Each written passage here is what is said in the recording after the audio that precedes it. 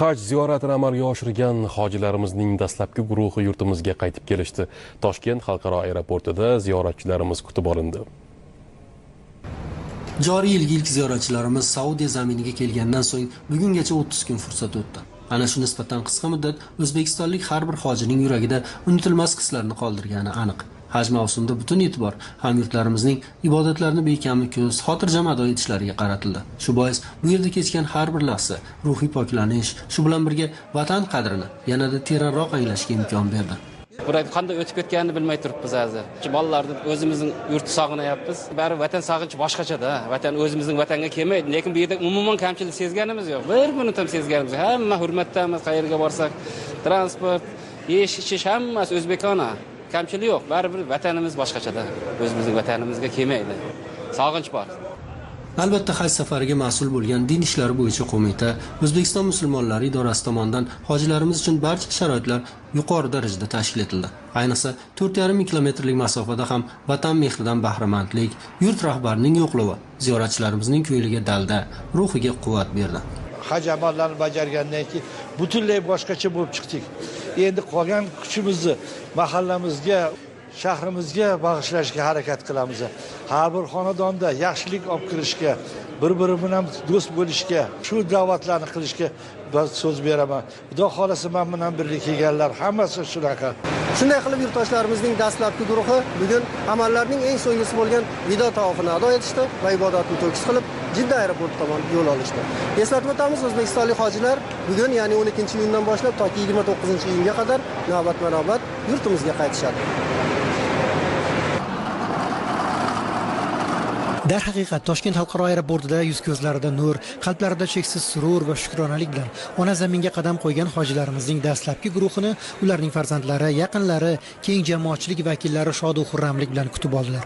Hojilarimiz muborak zaminda Haq taoloning farzi haj amalini chiroyli ado etganliklarini, sog' salomat vatanga yetib kelganliklari va yaqinlari didoriga yetishganlari uchun shukronalar aytish barobarida ular dil so'zlarida prezidentimiz tomonidan ilgari surilgan inson qadri uchun, inson baxti uchun tamoyilning amaldagi ifodasini muborak manzillarda his etganliklarini takror izhor qilishdi.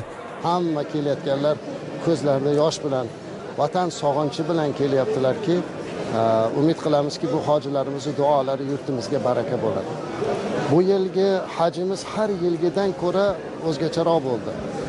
Odatda mana shu gap odat bo'ladi har doim, lekin haqiqatda ham bu yil o'zgacha bo'ldi. Qandaydir bu yil bir sakinat bilan bo'ldi, bir go'zallik bilan bo'ldi. Hojilarimizni ham aksarlari mana shu borganlari hojilik ibodatiga tayyor bo'lib borganliklari, ma'naviy nuqtai nazardan tayyorliklarini bu yilda biz ko'rib turdik. O'zimiz juda ham chiroyli amallarni bajardilar. Hojilarimizning qalbi juda sururga to'ldi. Ikkita narsadan. Bittasi muhtaram prezidentimizni qo'ng'iroq qilib bizdan hol so'rashliklari. Men o'zim guvohman, juda ko'p hojilarimiz, hoji otalarimiz, hoji onalarimiz ko'zlarida yosh bilan, xursandchilik bilan bu qarshi oldilar prezidentimiz muloqotlarini. Juda ham xursand bo'ldilar. Mana shuncha ishlardan oshinib bizni Makkada turganlarning holidan xabar oldilar deb nihoyatda mamnun bo'ldilar. Ehtimol mana shu muhtaram prezidentimizning g'amxo'rliklari yanada o'sha ularning holidan xabar olishi hojilarimizga katta ilhom bag'ishladida Arafatda turib hamma bir ovozdan yangi O'zbekistonda ma'naviyat, ma'rifat targ'ibotchisi bo'lamiz. Mana shu xalqimizni, yoshlarimizni vatanga bo'lgan muhabbatini oshiramiz. Vatanparvar, yurtparvar qilamiz. Arafatda qilingan bu va'da inshaalloh yurtimizda juda keng, juda ham katta bir o'zgarishlarga sababchi bo'ladi. Prezidentimiz boshchiligida bizga nihoyatda sharoitlar yaratilgan. U yerda ham o'zbekistonliklar juda ham chiroyli kutib olishdi. Juda ham yaxshi ibodatlar qildik.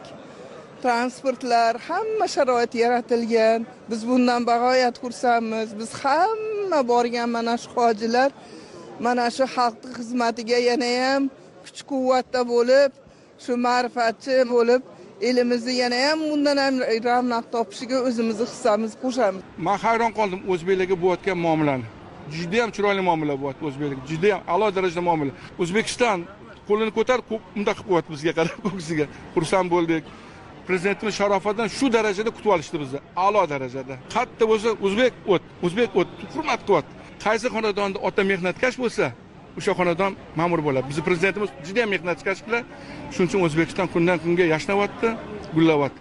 Umrlar uzoq bo'lsin. Mana endi bundan buyon Xudo xolisa yoshlarning tarbiyasiga e'tibor beramiz. Hech qiynalmadik. Hamma amallarni bemalol xotirjam bajarib keldik. Borganlar hammasi minodor. Arofatda duo shunday chiroyli duolar bo'ldi. Kelajakda yoshlarga umr bersin, tan joni sog' bo'lsin deb duo qildik. Mahallamizda yoshlar ko'p. Yoshlarning tarbiyasi bilan shug'ullanamiz. Ularni kelajakda vataniga, ota-onasiga izzat hurmat bilan muomala qilishni tushuntiramiz. Hamyurtlarimiz Jidda shahridan mamlakatimizning 10 ta hududi Toshkent, Buxoro, Namangan, Farg'ona, Samarqand, Qarshi, Termiz, Urganch, Navoiy va Nukus shaharlariga to'g'ridan-to'g'ri parvoz qiladilar. Tashish ishlariga O'zbekiston Airways aksiyadorlik jamiyatining zamonaviy samolyotlari, malakali uchuvchi va bort kuzatuvchilari jalb etilgan.